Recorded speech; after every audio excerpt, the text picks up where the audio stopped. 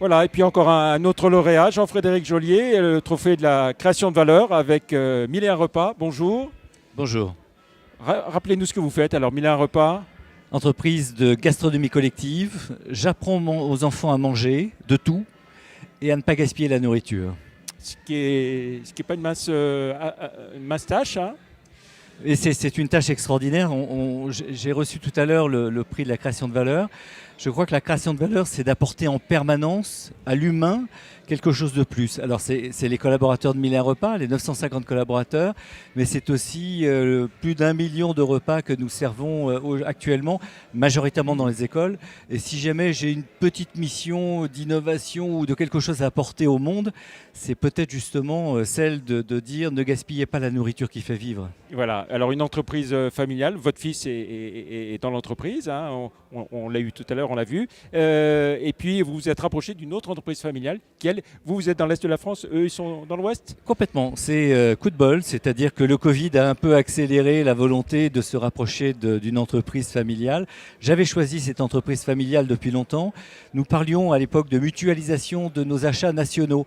60% de nos achats sont nationaux, 40% sont des produits locaux avec des fournisseurs locaux. Donc là, on ne mutualise pas, mais les 60%, on peut les mutualiser parce qu'il n'y a pas de valeur ajoutée entre des pâtes Lustucru et des pâtes Lustucru dans l'Est de la France ou de l'Ouest.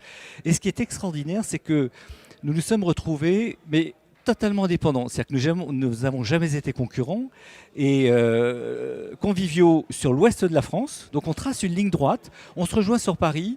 On avait un petit différent sur le Pays Basque et le Béarn. On était pas mal sur le Pays Basque et Béarn, donc on a récupéré ce Pays Basque et Béarn. Donc on a une toute petite enclave chez eux, mais c'est la seule. Et les deux entreprises fonctionnent de manière totalement autonome. Eux à l'ouest et Mille et un repas à l'est. Et eux, vous leur avez donné l'enclave des papes, non? Non, on a gardé. On est en train de créer des nouveaux territoires, notamment Avignon prochainement. Ah bah, on va jusqu'à Nîmes. On n'en est pas loin. Et puis Paris. On se partage aussi Paris, mais Paris, l'Île-de-France est tellement grand qu'on peut être des dizaines et des centaines à travailler là-bas. Vous évoquiez donc plus de 900 collaborateurs, 140 restaurants au total, hein. Oui, 140, mais plus que ça, c'est même 240 restaurants, Oui. dont une centaine en zéro gaspille. Pourquoi 240? Parce qu'il y a aussi des cuisines locales qui fabriquent un certain nombre de repas pour des petites écoles qui se trouvent à proximité d'elles. Un mot sur une initiative de votre fils, le GPS, Ah, c'est génial ça. qui est autre chose que celui auquel on pense. Oui, Ça veut oui. dire quoi, GPS, pour vous? Alors, Chez vous non, GPS est aussi un moyen de se retrouver. Et se retrouver derrière zéro gaspille, derrière le gaspillage alimentaire, il fallait qu'on aille plus loin. Et mon fils, un jour, est venu me voir en disant Papa, on va créer le G, le goût, le P, la planète, et le S, la santé. Parce que les trois ne vont pas l'un sans l'autre.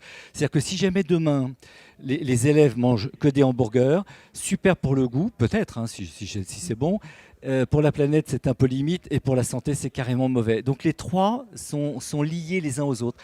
La première idée exceptionnelle de Clément, c'est d'avoir un truc extrêmement simple.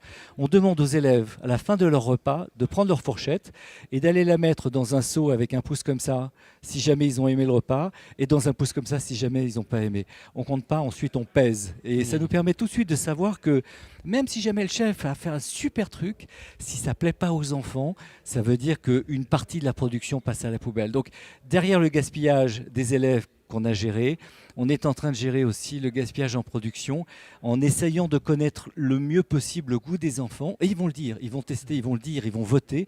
Et derrière, une fois que c'est bon, on se pose la question de savoir si les ingrédients qui rentrent sont bons pour la planète et si jamais la santé de l'élève, à travers l'équilibre alimentaire, à travers la diversité, est respectée. Les trois sont fondamentaux. Bravo, encore félicitations Jean-Frédéric Joliet, Mille et un repas pour ce trophée Lion Décideur, Société Générale des Entreprises Familiales, création de valeur. On est très content pour vous. Merci beaucoup, au revoir. Merci.